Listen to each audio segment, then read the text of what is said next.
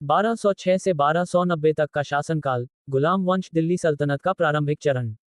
कुतुबुद्दीन ऐबक से लेकर 1290 तक दिल्ली सल्तनत पर गुलाम वंश या ममलूक वंश का शासन रहा। यह भारत में मुस्लिम शासन का पहला स्थायी रूप था। इस वंश की स्थापना कुतुबुद्दीन ऐबक ने की थी और इसमें कई योग्य लेकिन गुलाम से शासक बने सुल्तानों ने शासन किया। 1. कुतुबुद्दीन ऐबक 1206 से 1210 ही। स्थापना, गुलाम वंश की नींव रखी। पृष्ठभूमि, वह मोहम्मद गोरी का विश्वासपात्र गुलाम था। गोरी की मृत्यु के बाद उसने स्वतंत्र सुल्तान के रूप में खुद को दिल्ली का शासक घोषित किया। उपाधि, लाख बख्श, क्योंकि वह दरिया दिली से इनाम बांटता था। कार्य, दिल्ली और लाहौर को अपनी राजधानी बनाया। कुतुब मीनार का निर्माण शुरू कराया, पूरा नहीं कर पाया। मृत्यु, पोलो खेलते समय घोड़े से गिरकर 1210 में मृत्यु हुई। 2. आराम शाह 1210 से 1211 ही। कुतुबुद्दीन का पुत्र या उत्तराधिकारी। बहुत कमजोर शासक था, इसलिए अधिक दिनों तक शासन नहीं कर पाया। इल्तुतमिश ने उसे पराजित कर सत्ता प्राप्त की। 3. शमसुद्दीन इल्तुतमिश 1211 से 1236 ही। गुलाम से सुल्तान, तुर्क मूल का था, पहले कुतुबुद्दीन का गुलाम, फिर दामाद और सबसे योग्य उत्तराधिकारी बना।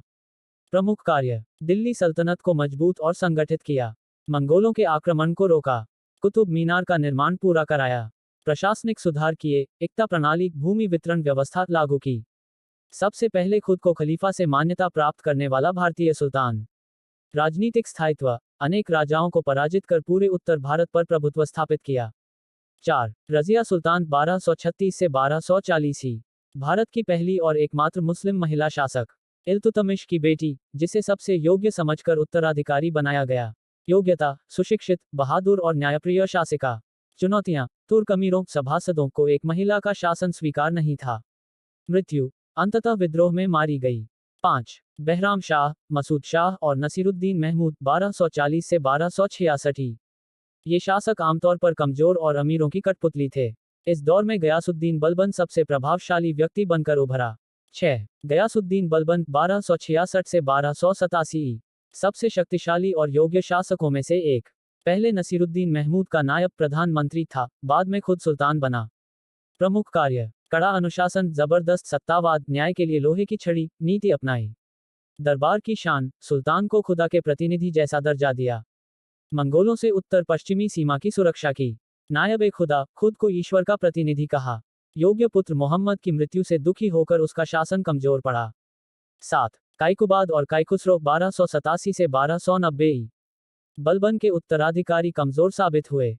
दरबारी षड्यंत्रों के कारण सल्तनत अस्थिर हो गई। अंततः 1290 में खिलजी वंश के जलालुद्दीन खिलजी ने सत्ता हथिया ली और गुलाम वंश का अंत हो गया। निष्कर्ष, 1206 से 1290 तक का समय भारत में मुस्लिम शासन की स्थापना और स्थिरीकरण का युग था। इस युग में अधिकतर शासक पूर्व गुलाम थे, जिन्होंने शासन, सेना और प्रशासन में अनुशासन लाया। सबसे प्रभावशाली शासक इल्तुतमिश और बलबन माने जाते हैं। इस काल ने आगे चलकर आने वाले तुर्की खिलजी, तुगलक और मुगल काल की नींव रखी। यह युग भारतीय इतिहास में प्रशासनिक, सांस्कृतिक और सैन्य दृष्टि से एक महत्वपूर्ण परिवर्तन काल माना जाता है।